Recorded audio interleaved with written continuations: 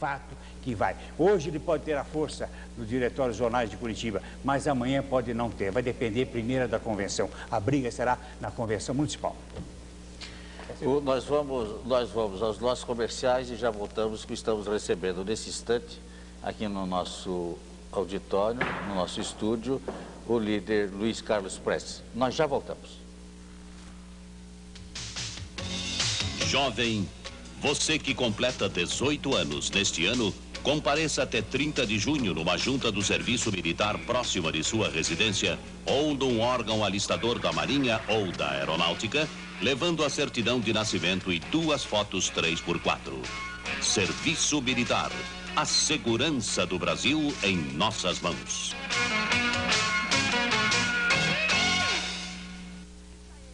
Bandeirantes a caminho da Copa. Nesta quarta, 10 da noite, mais um teste para a nossa seleção. Brasil e Colômbia, ao vivo de Bogotá. O técnico Evaristo Macedo começa a definir sua equipe principal para as eliminatórias. Com essa rapaziada boa de bola e mais os craques que estão na Itália, nosso futebol vai chegar lá. Brasil e Colômbia, direto de Bogotá. Cobertura total com Luciano do Vale, Juarez Soares e Gilson Ribeiro. Nesta quarta, 10 da noite. Bandeirantes.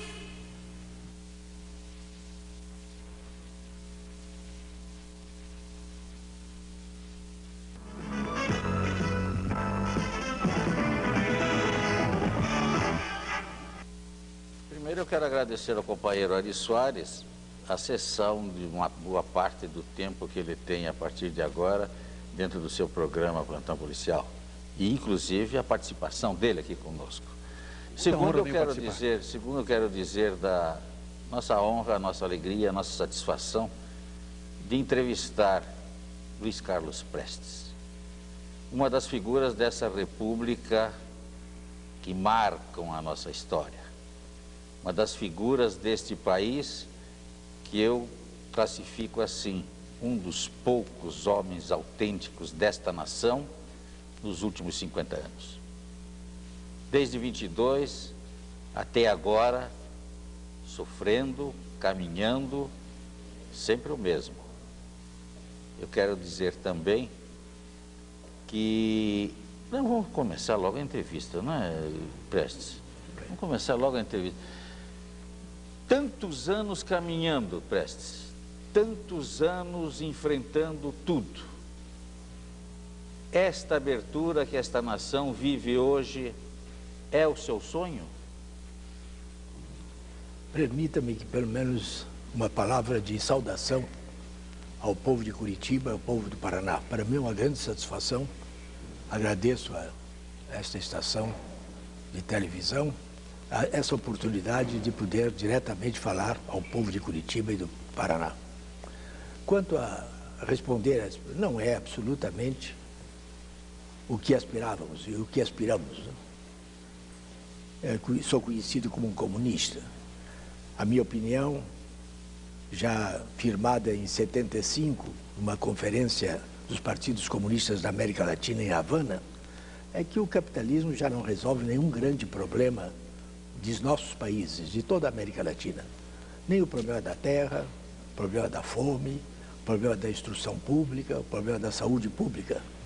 Nenhum desses problemas já pode mais ser resolvido dentro do regime capitalista. É necessário um outro regime, efetivamente livre da exploração do homem pelo homem.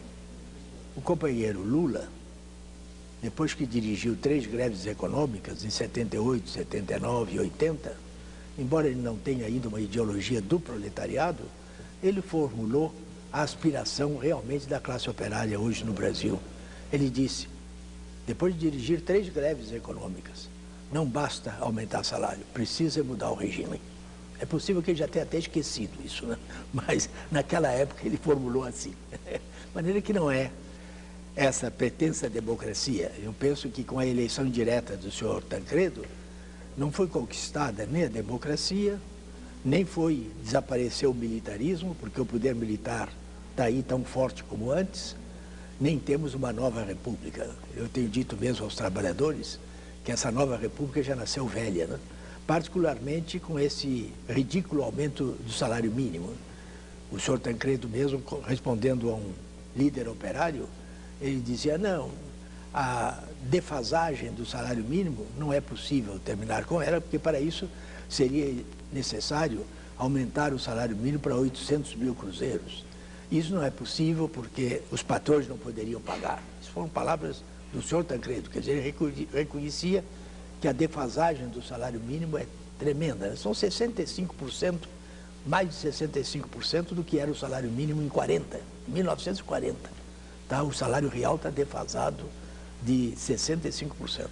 Em comparação com 84, está defasado de 36%, pelo menos. Né? De maneira que o salário mínimo vai ser muito maior. Isso é um salário humilhante.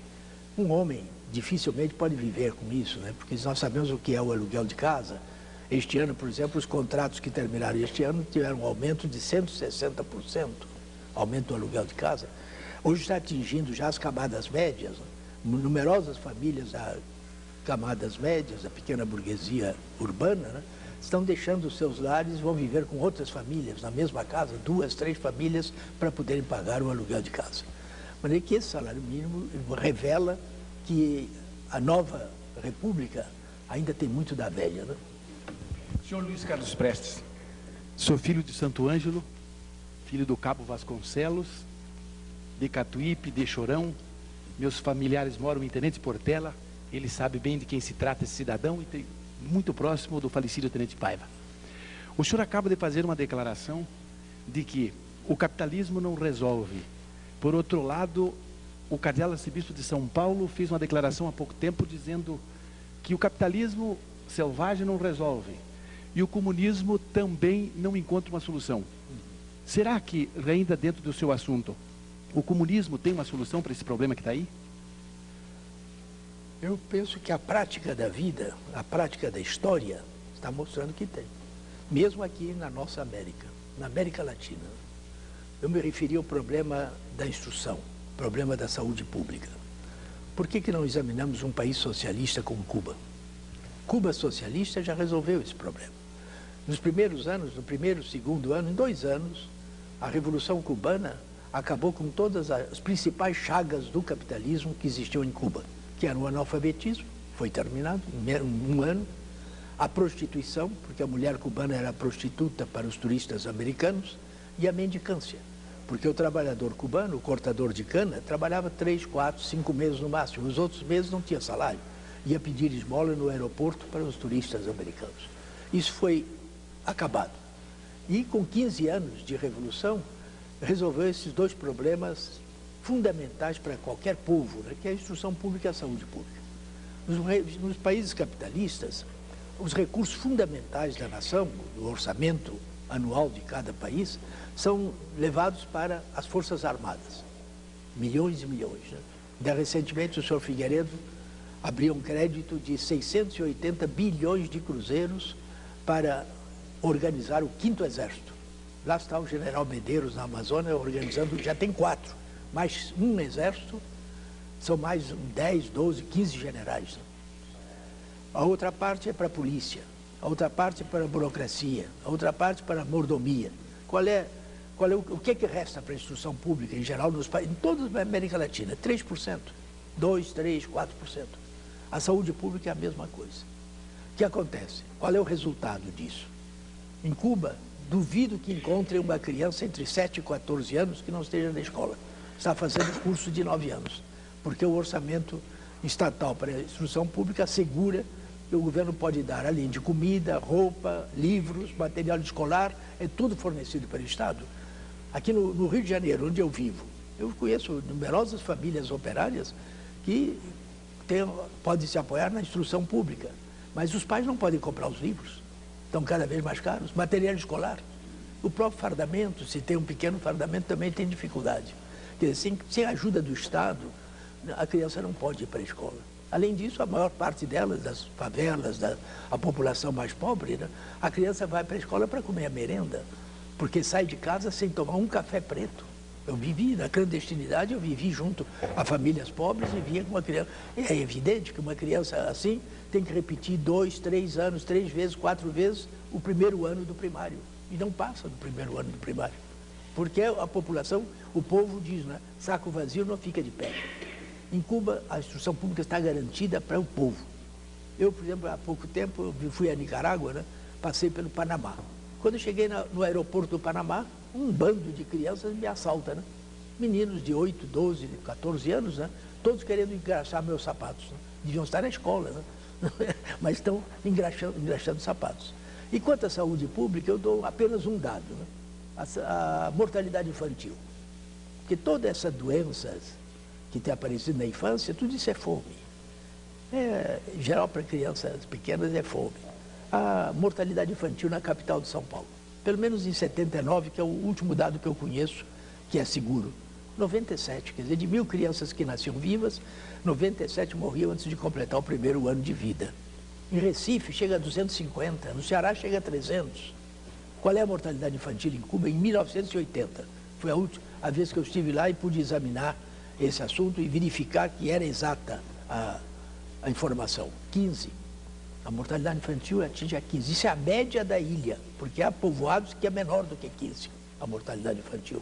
De maneira que é o socialismo, que é o primeiro passo para alcançar o comunismo, que o comunismo é a etapa superior do socialismo.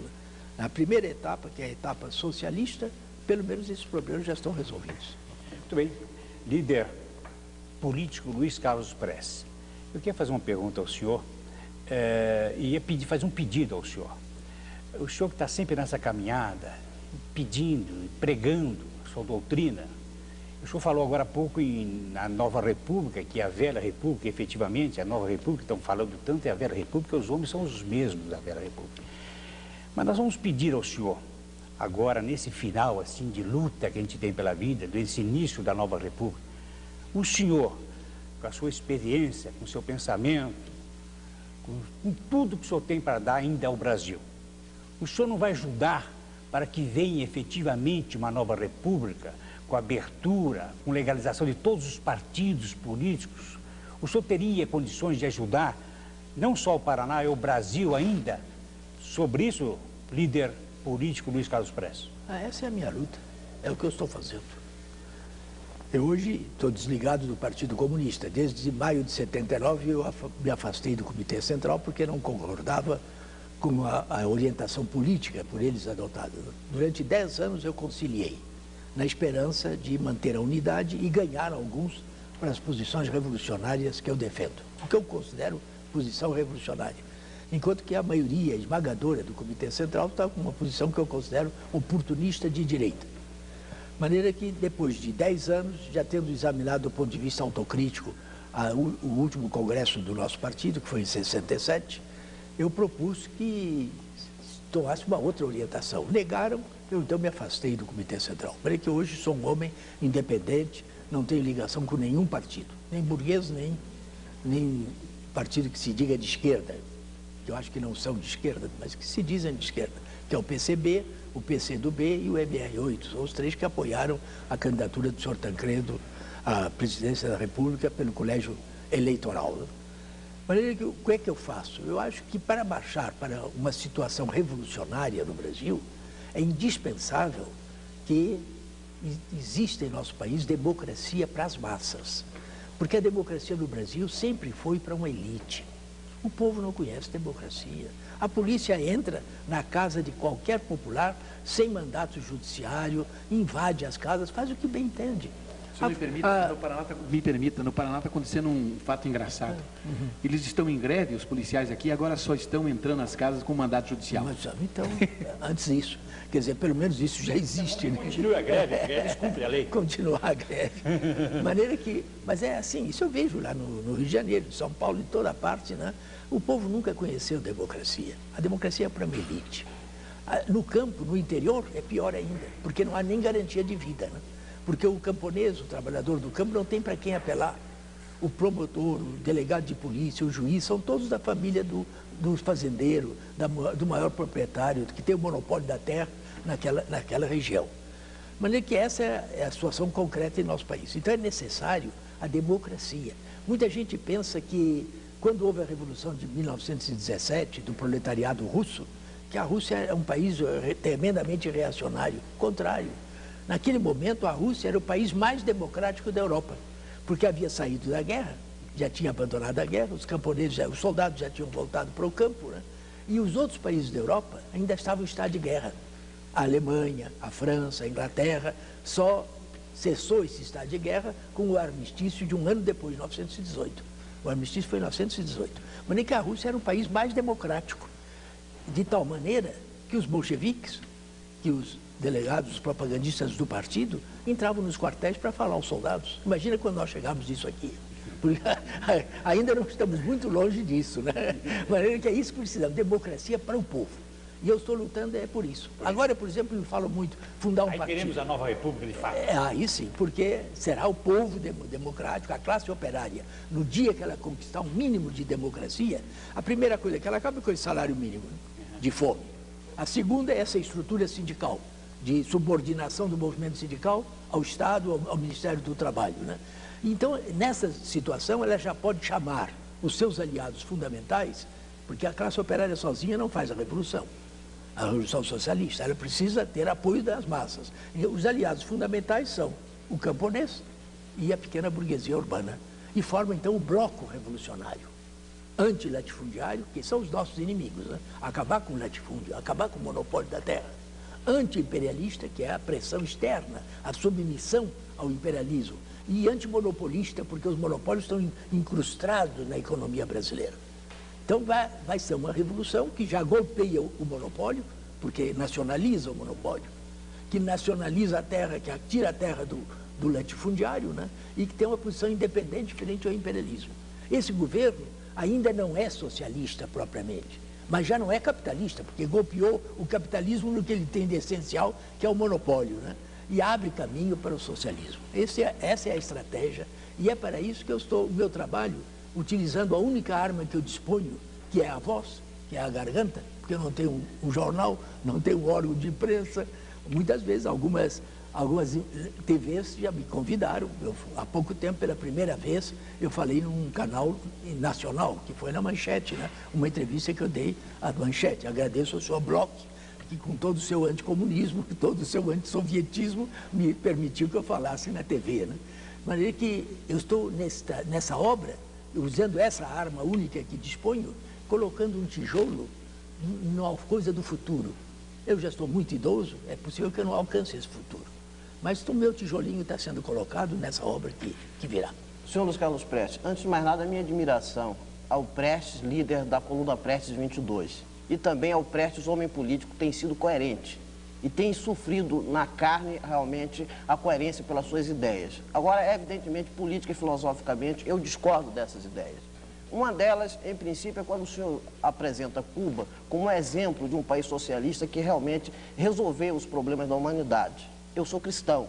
Então, para nós cristãos, o homem não é apenas uma peça do sistema de produção. O homem é composto do corpo físico e do corpo espiritual. E realmente os regimes marxistas sequer resolveram os problemas econômicos fundamentais do homem e tampouco renegam e sempre renegaram os problemas espirituais.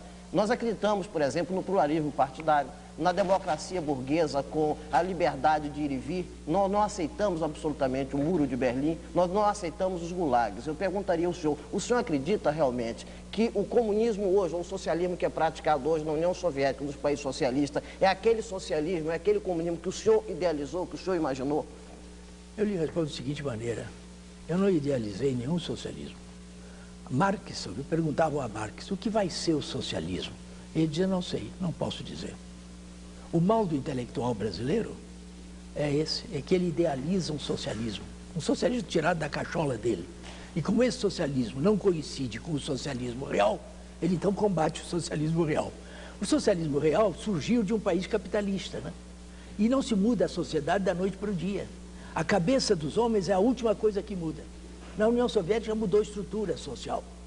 Quanto à liberdade, a democracia soviética é muito mais forte, muito mais democrática do que de qualquer país capitalista.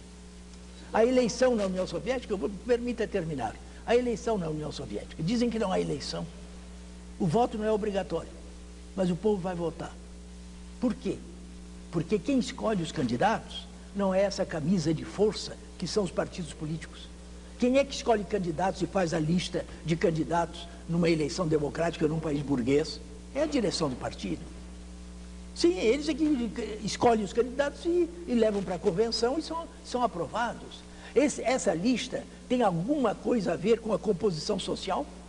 Porque na composição social, né, o número de operários, de trabalhadores é muito maior do que de capitalistas. Mas a lista é toda de capitalistas, não é de operários. Nesse parlamento nosso que está aí, quantos operários existem lá? 4. São 4 operários que estão no parlamento, compreende? Quer dizer, então, isso na União Soviética, quem escolhe os candidatos são as organizações de massa. O país está dividido em distritos eleitorais, de mais ou menos 100 mil votos cada um, e nesses distritos reúnem-se os sindicatos, as organizações de mulheres, de jovens, as diversas organizações populares e escolhem os candidatos. E cada eleitor, fazem a lista de candidatos, cada eleitor tem direito de riscar o nome que se quiser de toda a lista e substituir por outros. Compreende? É isso. Então é muito mais democrático do que a eleição aqui no Brasil. E comparecem às urnas, sem o voto sem deixar de ser obrigatório, comparecem 99 e tanto %. Por quê? Porque essas organizações mobilizam massas, levam as urnas, porque elas também têm o direito de todo aquele parlamentar, todo aquele eleito que não cumprir o programa com que foi eleito, vai ser substituído imediatamente pelas organizações de massa por outro. Perde o mandato, perde o seu mandato. Isso é falta de liberdade? Se isso é falta de liberdade, eu não sei. Agora, liberdade de imprensa é total. Há toda a liberdade de imprensa. O que pegam são jornais como a Pravda ou a Izvestia. A Pravda é um órgão do partido. A Izvestia é um órgão do Estado. Os verdadeiros jornais estão nas cidades, nas fábricas. Não há uma instituição soviética que não tenha um jornal que é profundamente crítico. Eu nunca vi, numa sociedade capitalista, um operário poder falar com o diretor da fábrica como fala o operário soviético. Por quê? Porque o diretor da fábrica é um operário como ele. Não é que ele pode falar com esse diretor nomeado pelo governo, mas é um operário como ele. De maneira que é uma negação, é justamente o contrário. O que os senhores fazem é querer enganar as massas, porque não vão à União Soviética. Na medida que fossem, faziam com aquele major que foi secretário de segurança em São Paulo, qual é o nome dele? Edivaldo, coisa parecida. Ele foi secretário da segurança, ele esteve lá na União Soviética. E o que é que ele disse quando chegou? Ele verificou que na União Soviética não há inflação. Erasmo Dias. É Erasmo Dias. Não há inflação. Isso, o Erasmo Dias que disse. Na União Soviética, o preço da passagem do metrô é hoje o mesmo de quando correu o primeiro trem em abril de 1935. Eu passei agora 8 anos e meio na União Soviética. Nenhum preço de produto de consumo aumentou. Nenhum. E agora, depois de 4 anos fora, eu voltei lá, é a mesma coisa. Até produtos importados. Banana, laranja, que a União Soviética não produz, importa, o preço está fixado pelo Estado. Atividade no parlamento, eu faria uma pergunta histórica e direta. No Comitê Central do Partido Comunista da União Soviética, na época de Lenin, quantos trabalhadores havia nesse Comitê Central? Na realidade, não havia uma maioria de representantes da pequena burguesia que normalmente, depois da tomada do poder, assumem uma posição vanguardista em nome do proletariado e, na realidade, ocupam todos os postos da nomenclatura. E esse fenômeno não continua ocorrendo hoje ainda. O que é o Comitê Central de um partido comunista? Senhor? O que é o Comitê Central de um partido comunista? Em princípio, a intelectualidade marxista, né? Muito operário que chegou realmente a conhecer bem o marxismo e que subiu para o Comitê Central. E havia também intelectuais, e eram intelectuais de grande valor, né? Dzerzhinsky, o que foi presidente da República. Não, tinha um grande número de operários também, no Comitê Central, mas que tinham se transformado em intelectuais operários, ou intelectuais de origem operária. Porque para ser membro do Comitê Central, precisa ser conhecedor do marxismo e da realidade objetiva do país em que se vive. O mal do nosso Comitê Central é que é um Comitê Central de ignorantes, desse PCB. De ignorantes nesse duplo sentido. Não conhecem a realidade brasileira e não conhecem o marxismo. Isso é que é o fundamental. Senhor Luiz Carlos Prestes, vamos objetivamente aproveitar bastante a presença do senhor aqui.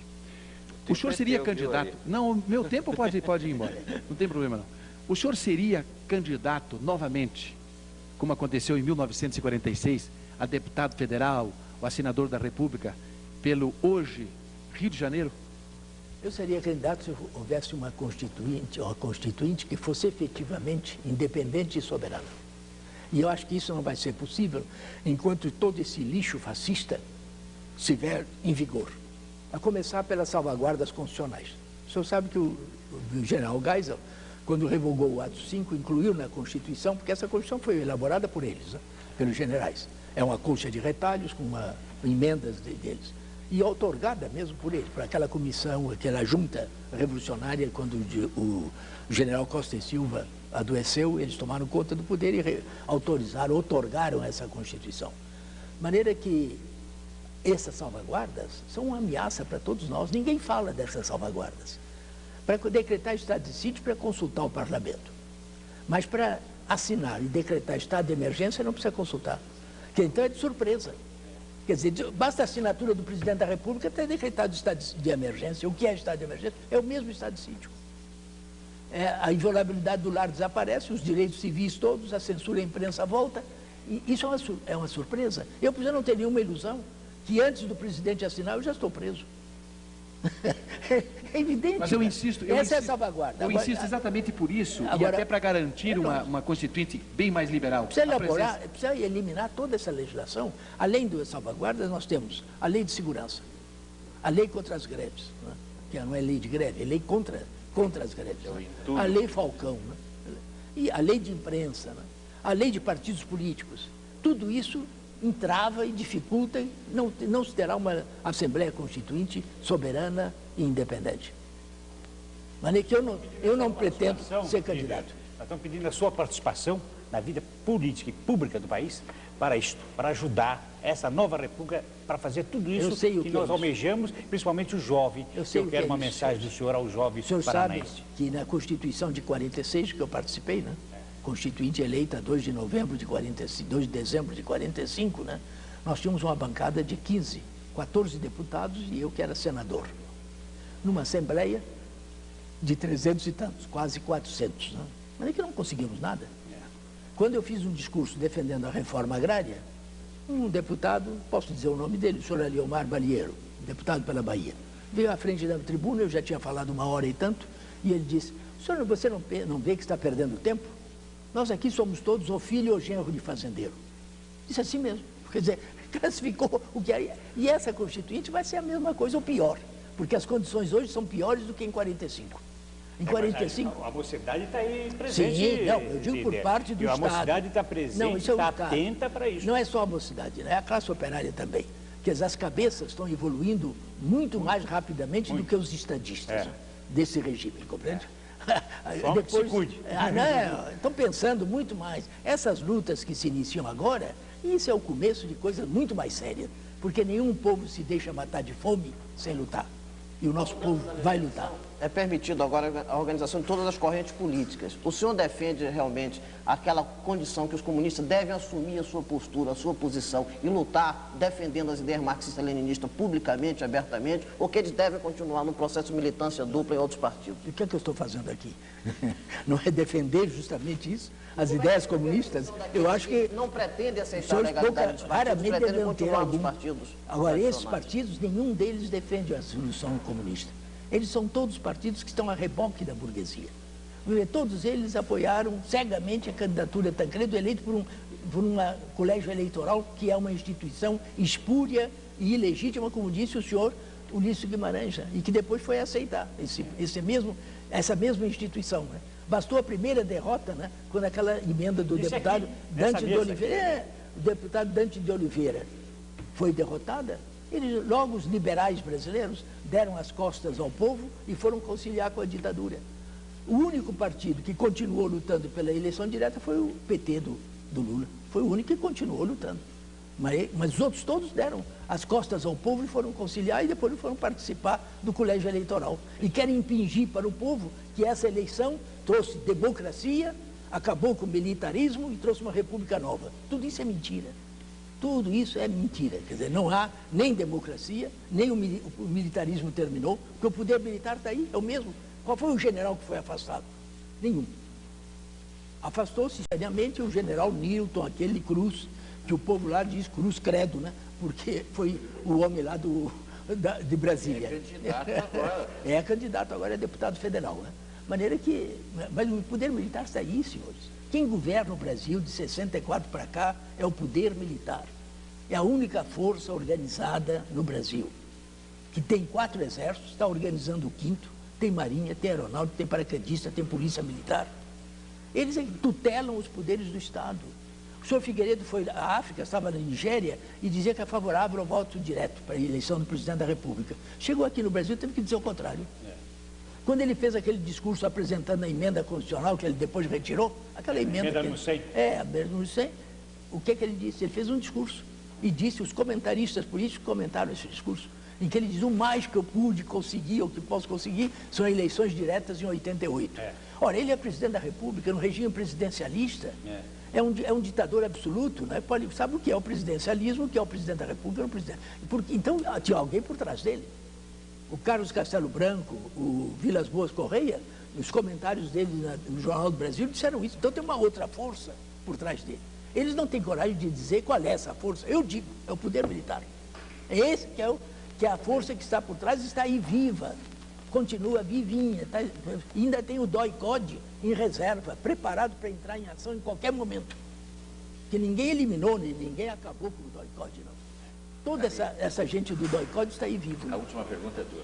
Eu gostaria de saber do senhor Luiz Carlos Prestes, diante de todo esse entulho que a gente sabe, aliás, eu acredito que o senhor não tenha dito, sequer mencionado uma coisa que não tenha acontecido e que não seja verdadeira.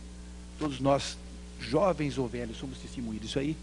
Eu gostaria de saber se com esse princípio de abertura, a oportunidade em que as esquerdas vão ter para estruturar as suas organizações políticas, se o senhor vê, eu volto na mesma pergunta, se o senhor vê possibilidade de estruturar um Estado socialista, como disse o senhor, a caminho do comunismo? Não, atualmente não há uma situação revolucionária, não há um mínimo de democracia para as massas. Sem isso não pode haver uma situação revolucionária. A situação é revolucionária quando a democracia já alcançou as grandes massas e elas podem atuar com uma certa relativa liberdade. Mas isso não há essa situação aqui no Brasil, está muito longe disso ainda, né? E não temos hoje, o maior mal, a maior debilidade para o povo brasileiro hoje é a falta de um partido revolucionário.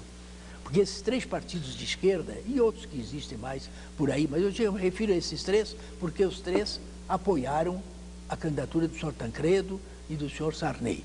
De maneira que esses 3 partidos de esquerda, eles estão atuando da mesma forma que os partidos burgueses.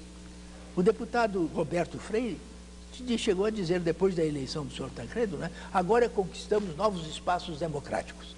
Então agora o essencial é não permitir nenhum retrocesso. Para isso, é apoiar o governo de olhos fechados. Qualquer pessoa que queira fazer qualquer coisa contra o governo, eles chamam de golpista. É logo golpista, está ameaçando a estabilidade do governo. Quer dizer, então estão a reboque do governo, a reboque da burguesia. Isso chama-se traição à classe operária. Isso, para mim, não é nenhuma surpresa, porque a experiência histórica do movimento comunista internacional mostra que o oportunismo de direita, se não é contido, se não é barrado, ele leva a 3 consequências nefastas. A primeira é traição à classe operária. A segunda é entendimentos espúrios com a reação. Todos eles estão se empregando. Cada qual está conseguindo emprego. Não sei se os senhores leram um artigo do Paulo Francis na Folha de São Paulo, em que ele diz isso justamente. Cada qual está tratando de ele conseguir emprego. E depois leva ao antissovietismo, porque eles são contra a Revolução. A União Soviética é o centro da Revolução Mundial, eles vão acabar se chocando com a União Soviética. Por mais que eles digam que são amigos da União Soviética, eles vão acabar no antissovietismo. Prestes, infelizmente, chegamos ao final, mas eu gostaria ainda de lhe dar 1 minuto para uma mensagem sua a quem nos ouve. Bem, eu agradeço muito, quero saudar o povo do Paraná e desejar que realmente consiga se organizar o mais possível, porque depende da organização o avanço do processo político em nosso país, né? O mal maior desses 21 anos foi justamente essa falta de organização dos trabalhadores, né? Quer dizer, a organização é a única arma do trabalhador. A organização traz o debate de ideias esclarece as mentes, né? Esse processo avançará rapidamente. A classe operária no Brasil tem um grande papel a exercer com os seus aliados fundamentais, a que eu já me referi, né, para realmente poder fazer a revolução. Luiz Carlos Prestes, foi um prazer e uma honra, como eu disse no início, tê-lo aqui nesse programa. Eu entendo que democracia em qualquer país só se conquista com debate livre, a troca de ideias, o diálogo franco e, acima de tudo, muita honestidade de princípios, de ações, e todos participando. Mais uma vez, muito obrigado. Foi um prazer tê-lo aqui conosco. Os entrevistados de amanhã do programa O Repórter serão o candidato à presidência do PMDB jovem Luiz Bonaturra e o ex-senador Leite Chaves. Na sequência, o informe agroeconômico e logo após, em seguida, o tempo que o Ari precisar para dizer alguma coisa sobre o plantão policial dele. E mais uma vez agradecendo ao Ari a bondade que você teve da sessão deste horário para que fizéssemos tão importante entrevista aqui no Canal 6 TV Paraná.